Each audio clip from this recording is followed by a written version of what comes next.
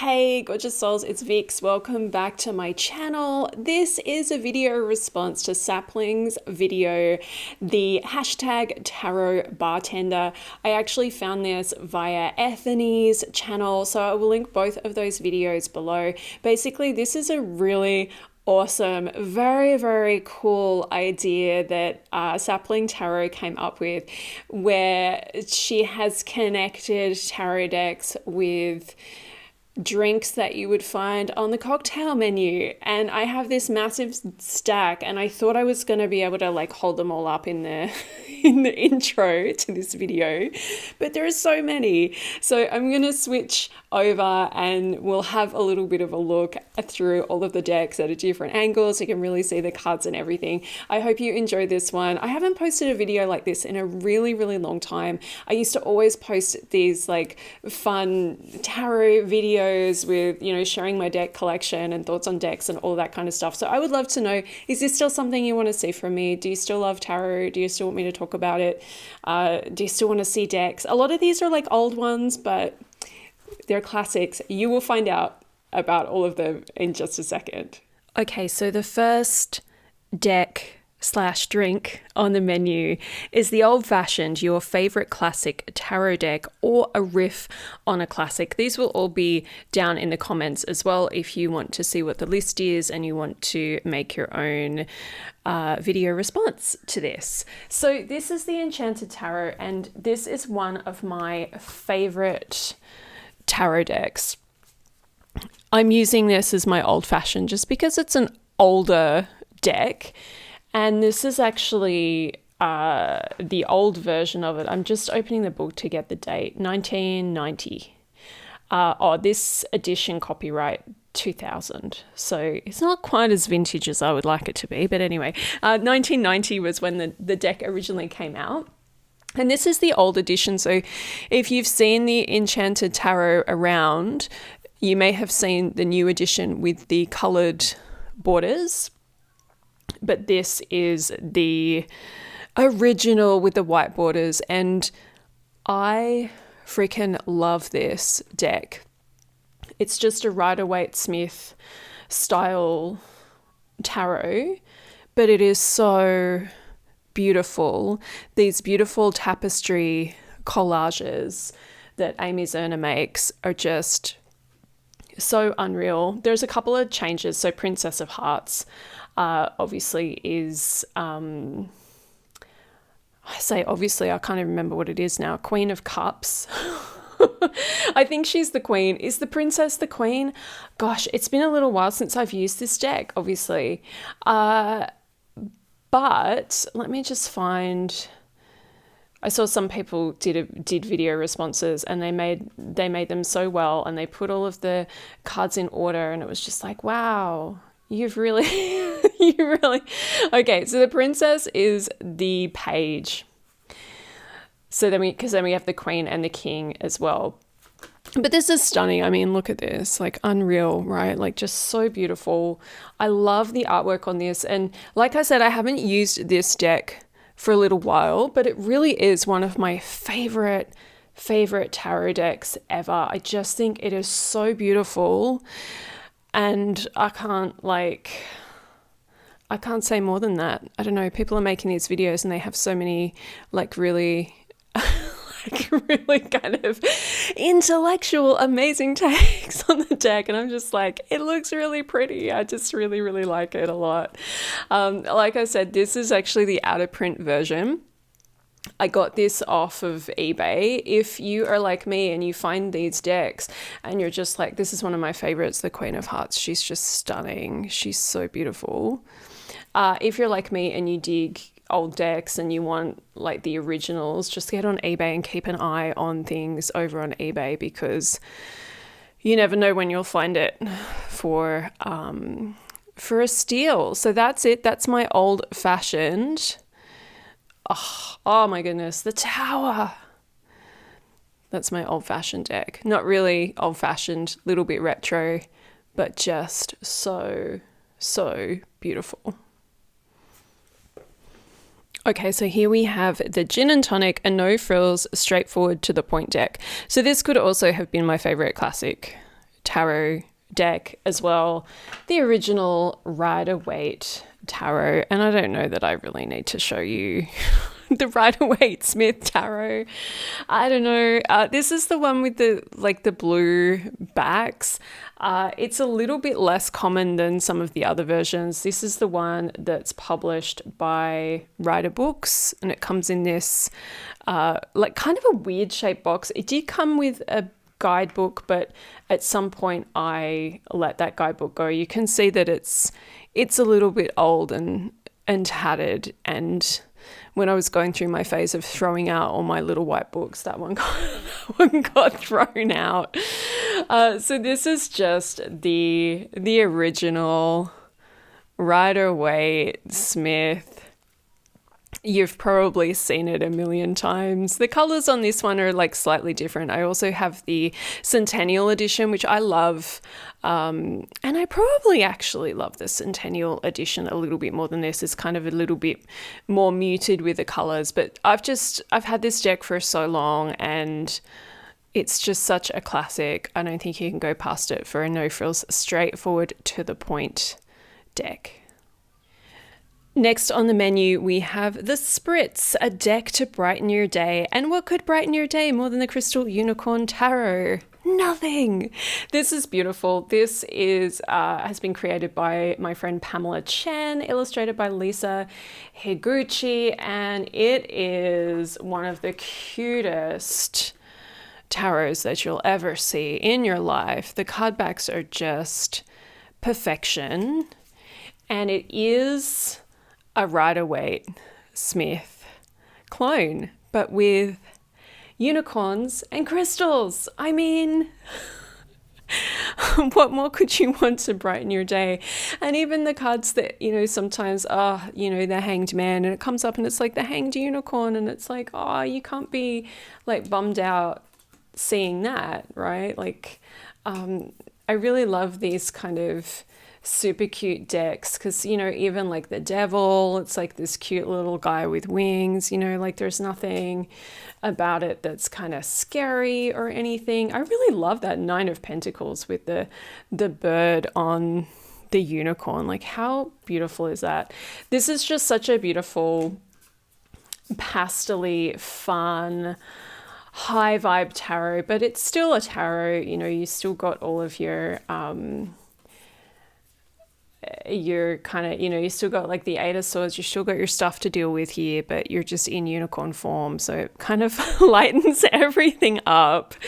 I think it's just perfection. And they all have like crystals as well, so there's all these beautiful like crystal connections, and yeah, it's so pretty, it's so cute, it's so pastel-y, and even the Three of Swords is like this beautiful rainbow, like the sun's coming out. I think it's just the bomb. I just love this deck. Next on the menu, we have the Dirty Martini, a strong and salty deck, and I don't know that we can get past Aleister Crowley's Thoth Tarot when it comes to a strong and salty deck. So this is kind of like an older version. I actually got gifted this, kind of an interesting story. I bought a Thoth Tarot many, many years ago when I was first getting back into tarot after taking a break for a long time. And I got rid of it. I got rid of my Thoth Tarot because I was moving house. I was moving from the UK back to Australia, and I had to be really, look at the sun. I mean, what? That's so beautiful. I had to be really kind of, had to consider what I wanted to take. I had so many decks, and I was like, I'm not really using the Thoth Tarot that much. I'll let it go. So I gave it to a friend, and then moved back to Australia, and within a couple of weeks of being here, my brother-in-law called me and he said, I found some tarot decks in an auction, picked them up for cheap in a box with like a whole bunch of other crap. Do you want them? And I was like, yeah, okay, like I'll check them out, see what they are. And one of them was this. So it was like I couldn't get rid of my Thoth Tarot. Like it wouldn't it just wouldn't stay away. So I was like, okay, this is a sign to keep this deck in my life. And I actually love this deck so much now. It is such a powerful deck. Like, it's not a deck I would use for everyday readings, but when I use it, it really is super, super salty, very, very strong, and I love it. I really, really love it. So next up we have the Pina Colada, a deck for a summer holiday, and I've chosen the Starchild Tarot for this. The Starchild Tarot is such a classic deck. I have been in love with Danielle Knoll's work since the very, very beginning, which is fun to see, just like how much her decks have shifted and evolved and changed over time. But this is still like so beautiful, and I still love this deck. I love the it's interesting, it's interesting looking at it now when we we know what Danielle Knoll's artwork looks like now, and it's like, it's really evolved, but this is just, it's still beautiful. Like, it's still so, so beautiful and so powerful. And I think it's perfect for a summer holiday because it feels so light and bright, and it's got the pastel-y feel to it. But, like all these decks, it's still a tarot, right? You've got Queen of Crystals. Like, it's so powerful, so light, but, it's still going to bring you all of the guidance that the tarot can bring. Some of the I love the Akashic Records card in this. That just like does something to my soul. That's just unreal. I love it. I love all of her work. I love all of her new work. I love her old work. Just give me all of it. Oh, okay, half of the deck is upside down. It's summery. It's beautiful. It's perfect for people who are a little bit hesitant with the tarot as well. You're probably not hesitant if you're watching this video, but if you're looking for a lighter deck that isn't going to sugarcoat but will definitely kind of bring a lightness and a brightness to your readings, you can't go past the Starchild Tarot. Next on the menu we have the Hot Toddy, a deck for a cold winter's night, and I pulled the Wildwood Tarot out, and I haven't used this deck for ages. And actually, one of the things I've really loved about this challenge is that it's kind of invited me to go through my deck collection and have a look at some of my decks that I haven't used for a long time. I don't even know that I've used the Wildwood Tarot since I've moved, like a couple of years ago. But when I was thinking about a deck for a cold winter's night, I mean, this is it. This is it. It's so beautiful. I used to use this so much. I always go through phases with my decks where a deck comes into my life and I'm like, this is it. This is my deck. And then I kind of, put it on the shelf and something else new and shiny grabs my attention. But this is, looking at it again now, I just don't know why I haven't been using it this whole time, because it's just so beautiful. I really just love, love, love the Celtic vibes of it. It's a little bit different with it's actually quite a lot different, this deck. It has different suits, like we've got Ace of Arrows, Seven of Stones, and there's a few other things in here that do kind of step away from. I love the Forest Lovers, like in the hand fasting. That's so beautiful. It does kind of, and then we've got animals to represent. Queen of Stones is a bear, Knight of Stones is a horse. So it's not necessarily a deck that you could just pick up as a reader, as a confident Rider-Waite Smith reader and go, yeah, I can read this like immediately, like Page of Vessels, like what's that? But the guidebook's beautiful, and if you're an intuitive reader, you'll have a fantastic time with it. I think it's just beautiful. I just love the Celtic vibes, and all of the like the stones, like the standing stones and the stone circles are so my jam. you know, I love all of that stuff. So very kind of, you know, pagan and Celtic. It's just, if that's your jam, you're going to absolutely love this deck. Next up is the Espresso Martini, an energy boosting deck. And I thought that the Desert Illuminations Tarot would be perfect for this. So this is, I think this might be the first edition. I know there's definitely another edition since this one. This is an indie deck. I haven't been saying who did all of these decks. I should be better at this. Okay. This is illustrated and designed by Lindsay D. Williams, and she also has like an oracle deck. I think she's got another tarot deck.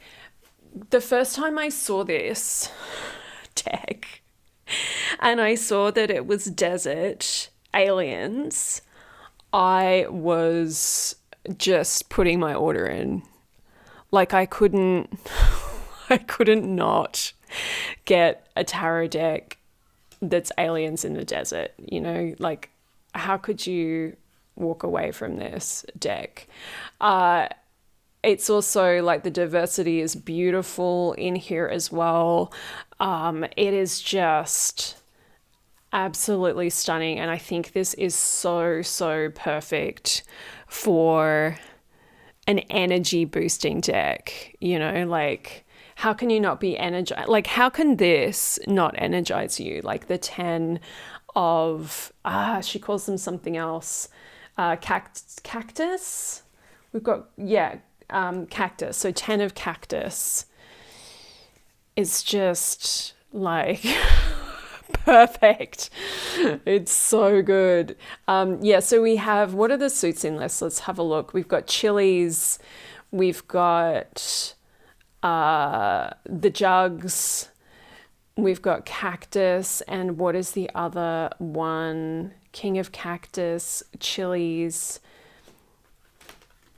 jugs, ace of cactus. I'm like such a mess with this. And daggers. Daggers is the other suit. But I mean, oh my gosh, like the 9 of cactus, like it's so amazing. And like I said, this has been amazing for just like bringing out some of the decks I haven't used for a while. And just in looking at this again, I'm like, I need to spend more time with this because this is just the absolute bomb diggity. I can't believe I just said bomb diggity, but I mean, look at the 4 of cactus. Like, how good is that? Anyway, that's the Desert Illuminations. Do check it out because it is something else and it is so beautiful, so powerful. The Manhattan, a deck to take your time with, to sip and savor. This one was a little tricky to choose, but I chose the Shadowscapes Tarot. This was like, when this came out, this was massive. Everybody had this deck. Everybody was talking about it. Everyone was sharing it on social media. And it's still like such a beautiful, beautiful deck. But the thing about this tarot is that it is so detailed.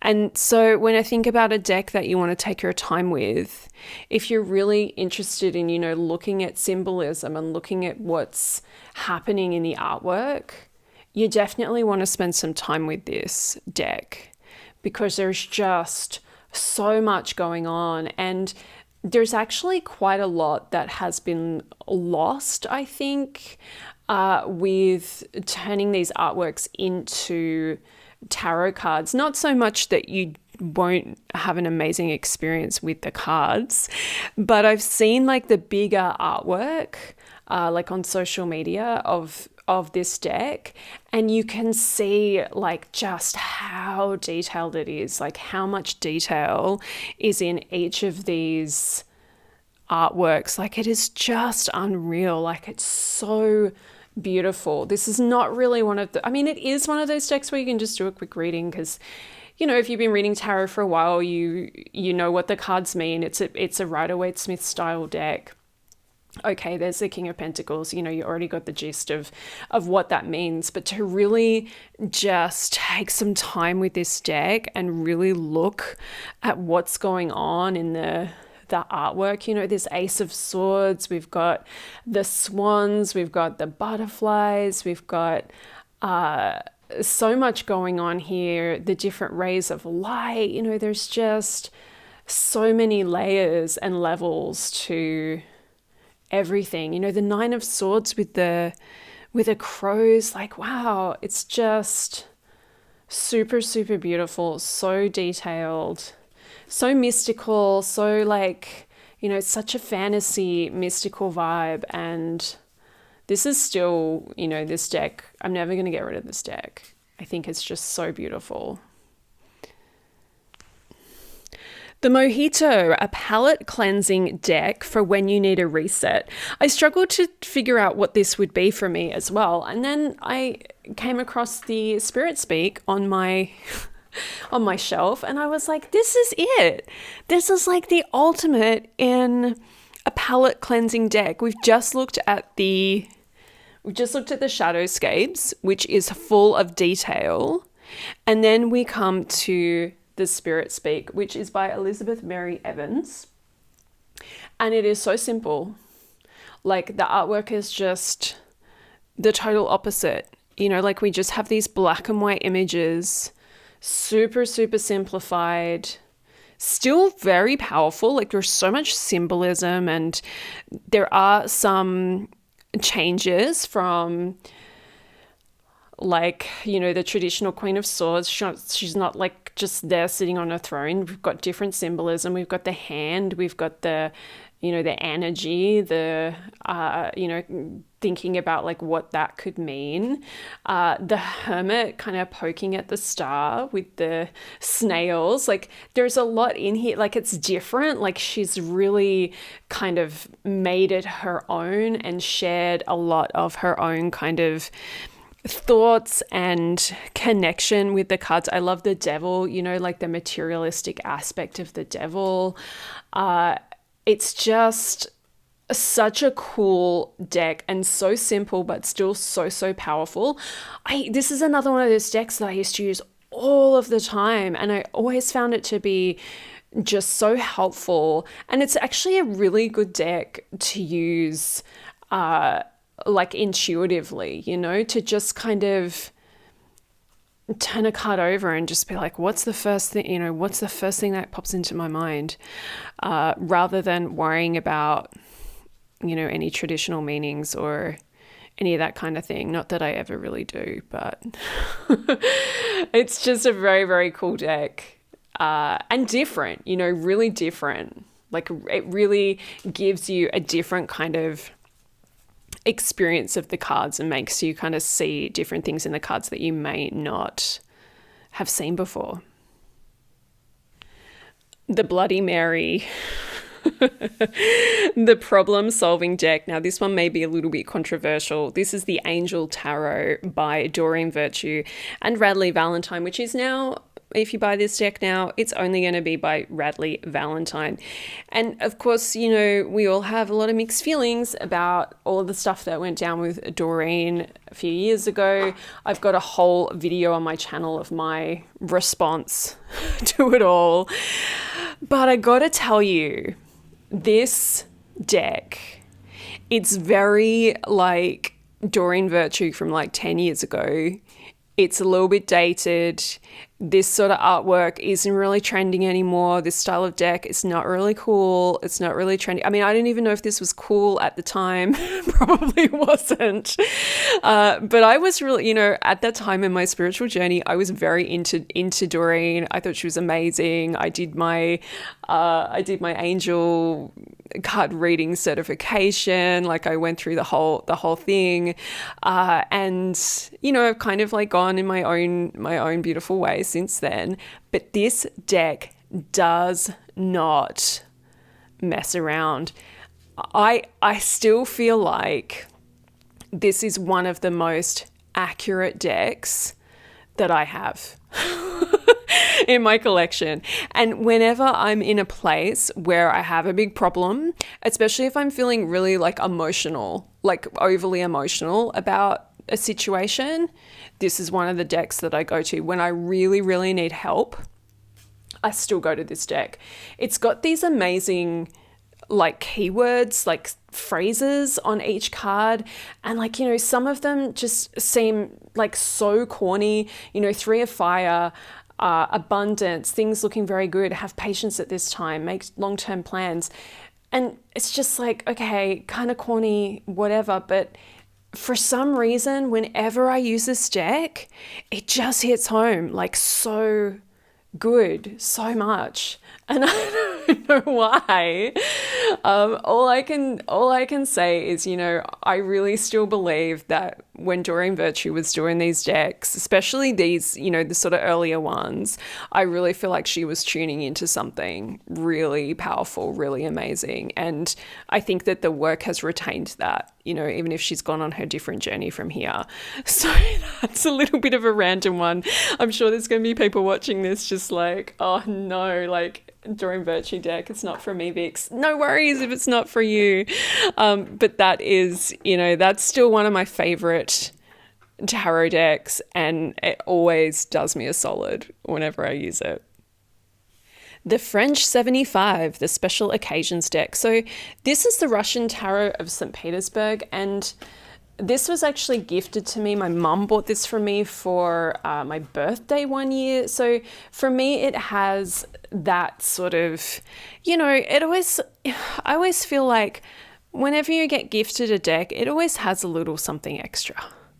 It always has a little extra kind of good vibe, or, you know, something to it. So my ancestry is part Russian as well. So that's part of the reason that she bought this for me. And so it just has this really special kind of extra special feeling for me. And it's so beautiful. Like, it's just such a stunning deck. Like, I love bright colors. I love the vibrancy of it. I think it's just, you know, so beautiful. It is another Rider-Waite-Smith clone style deck. It just feels so special to me, and it's a deck that I don't use all of the time. I tend to use this, honestly, I've used this before to connect to my ancestors, and I really do feel like I'm able to connect with them a lot more strongly through this deck, just because of the cultural connection. And that's something to think about too, if you think about your own background and whatever that may be, like having a deck that's sort of, you know, culturally themed. I don't know if that's like, that's probably not the right way to say it, because you don't want your culture to be a theme in a deck, of course. But, you know, having like a deck that sort of feels good to you, you know, it feels like, oh, okay, there's some, you know, there's some Russian energy in this deck. You know, that's why this feels like a special occasion deck to me. It's not something I would use every day, but when I do use it, it's very powerful and very, very beautiful and helpful. The Aviation, a wildcard deck for when you're feeling adventurous. Now, this is definitely a wild card. This is the Baseball Tarot. And I don't know why I wanted this deck so much, because I'm not really very sporty. I did have a crush on a guy in high school who played baseball, but, you know, I'm not a massive baseball fan or anything. But when I first saw this deck, I was really intrigued by it, and I actually got it in a swap. I can't even remember what deck I swapped it for now, but I did a swap with someone online, and she had the Baseball Tarot, and she was like, yeah, I just want to get rid of it. She didn't like it. She didn't vibe with it. And I was like, I'm really intrigued by this. Like, I really want the Baseball Tarot. Like, I really wanted it. You know, it was high on my list of decks, and I still don't really understand why I even wanted this in my collection, because it's so random and it's not really me at all.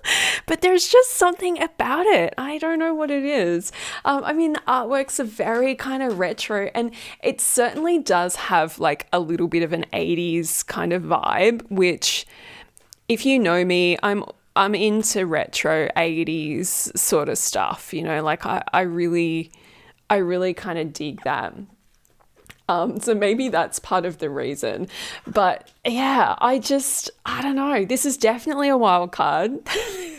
And it's interesting too, you know, I told that little story when I was looking at the Thoth Tarot about how I got rid of my Thoth deck when I moved to Australia. But for some reason, I kept the baseball tarot.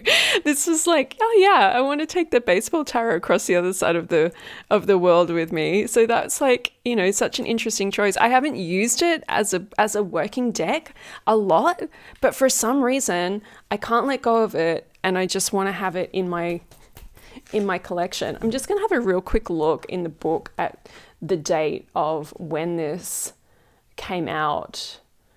Okay, so it's 1999. So it does have that kind of, the book is amazing too though. Like, check out how thick and juicy the book is. Like, that's so good. And this is by Mark Lerner and Lauren Phillips. And I don't even recognize their names. I don't know if they did any other tarot decks. Maybe they have and I'm just oblivious to it, so let me know. But yeah, that is definitely my wild card. Okay, gorgeous souls, this is it. This is the final one. This is the usual, your drink of choice and most used deck, and it is the Cosmic Tarot. And you can probably tell by the state of the box, which has been sticky taped more than a couple of times together. This is my most used deck, and it's my most used deck.